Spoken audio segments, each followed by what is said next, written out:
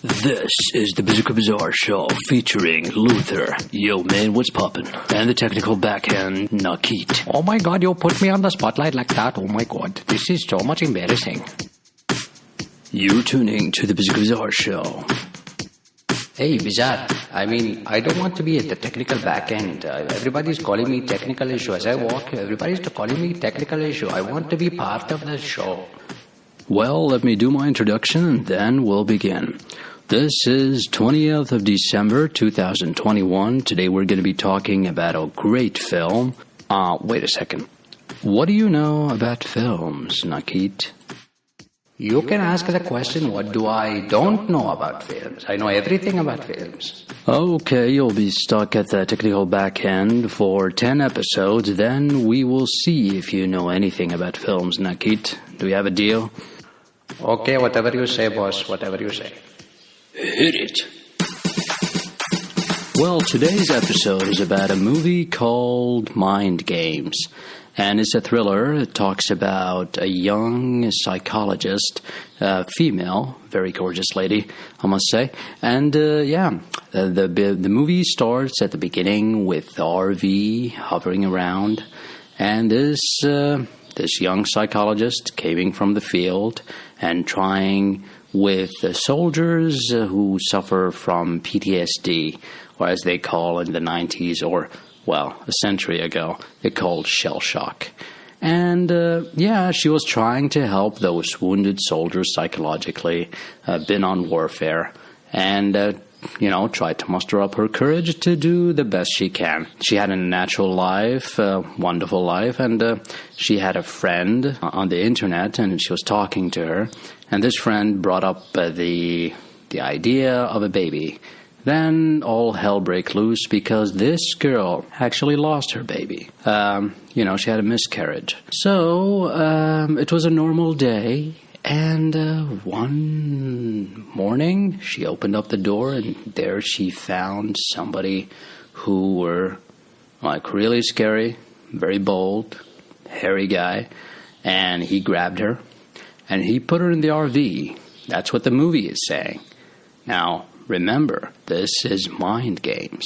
So, he put her in the RV, and he was trying to put some dress on her, and her mind was going all over the place with all the cases she dealt with all the people she dealt with. She was looking at her misfortune, her failures. I think she spent a couple of hours, but it seems like she spent eternity, because her mind was really going out there, and she was talking to herself. The captain, because she was in the military, the captain was talking like herself were talking internally and saying, muster up your courage. And she found a radio transmission. She was talking to this guy, and it's his name is Bolt. And she was saying, can I get out of this situation? Who is this guy? What does he want? Does he want to molest me? Does he want to kill me? He's a crazy person. And then this Bolt guy trying to be a nice guy, and he's telling her that maybe he's crazy. We have to dig up some information about him. And every couple of minutes, she's talking to this Bolt guy and trying to figure out what is this guy's plan. And each time he comes, he becomes more scary. He doesn't hurt her or anything, but he just wants her to try some dresses, to eat some food. Her mind was going all over the place, as if it was in a limbo state, looking at every possible misfortune she ever did, the cases she never treated, the people who committed suicide, all of the kind of crazy things that happened in her career. And this guy was having normal dinner, and she knew that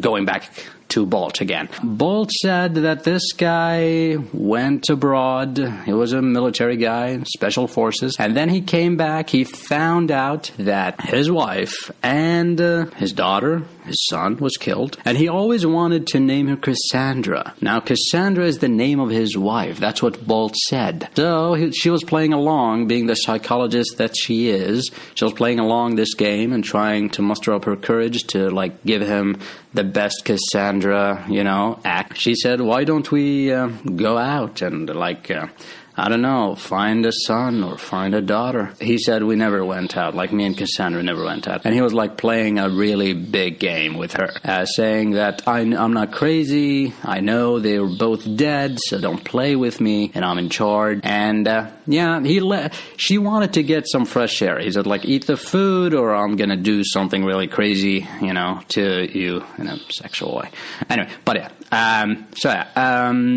she went out of this trailer car, I guess, and she was, smelling the fresh air. And she came back. She went to her transmission after this guy left, and she was saying, like, hey, Bolt, did you know?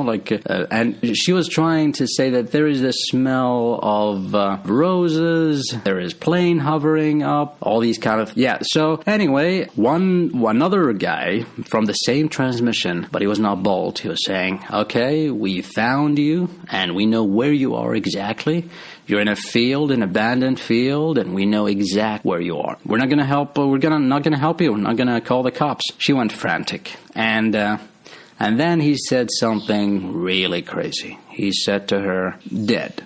I'm dead." She was like, "What?" She said, "Even a baby couldn't be with you." Now, this point of the movie was really heartbreaking, I must say. Like she cried her eyes out because she remembered the miscarriage. And then, she was like looking at all of the dead soldiers around her, all the failed cases, so looking at her career and her commanding officer telling her that 90% of your soldiers who were treated with you committed suicide or harmed other people. So, she had a knife, she killed herself at the end. And then her husband was actually a doctor, and he administered a drug, and it was a big mind game. She was actually sitting in her own home. I mean, I couldn't wrap my mind around the concept. I was focusing on she was in a trailer park or a car. And this guy was a killer, but in fact, she was alone home, and they were telling wow, we couldn't believe that this actually worked on a psychologist, a trained psychologist.